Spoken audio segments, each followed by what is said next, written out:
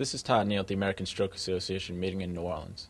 I'm talking with Dr. Bernadette Boden-Albala about daytime sleepiness and stroke. Dr. Boden-Albala, what prompted you to look at daytime dozing and stroke?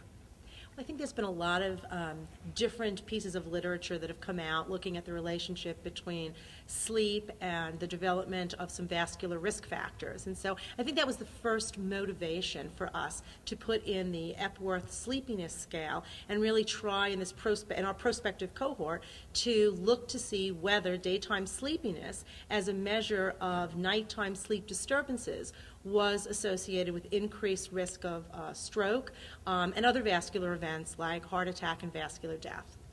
Can you talk a little bit about your study's findings? Sure. So it's a very short follow-up time of about 2.5 years, and we found, first of all, that we categorized the cohort into 3 different groups. So there were the no dozing group, people that didn't report any dozing during the day. There was the moderate dozing, and then using an Epworth cutoff of 9, there were significant dozers. And so about 9% of the people reported significant dozing during the day. In other words, they would fall asleep during, every day watching television or every day reading a book. There were the, some to moderate dozers who would fall asleep occasionally during, reading a book or watching television or even driving a car while they were stopped at a light. And what we found was a dose-response relationship where people with moderate dozing were 2.5-fold more likely to have a stroke over those 2.5 years, and that those with significant dozing were 4.5-fold or 4.5 times more likely to develop a stroke in that time period. And that same relationship was found for all vascular events. And how can your findings be applied in a clinical setting?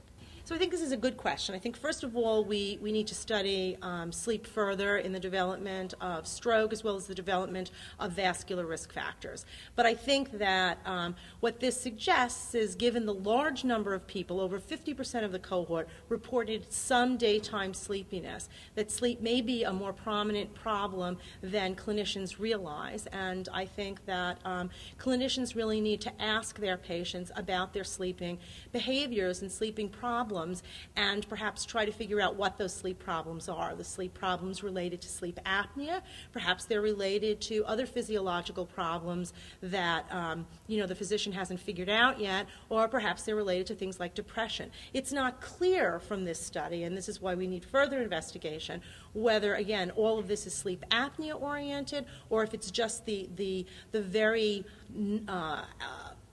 issue of not getting enough sleep. And there's some other studies which suggest that sleep duration alone is related to the development of vascular events. So the clinician really needs to sit, and when they're discussing issues with their patients, really talk to them about sleep and then work together to decide what's the next best strategy in terms of those sleep problems. Thank you, Doctor. This is Todd Neal, MedPage Today.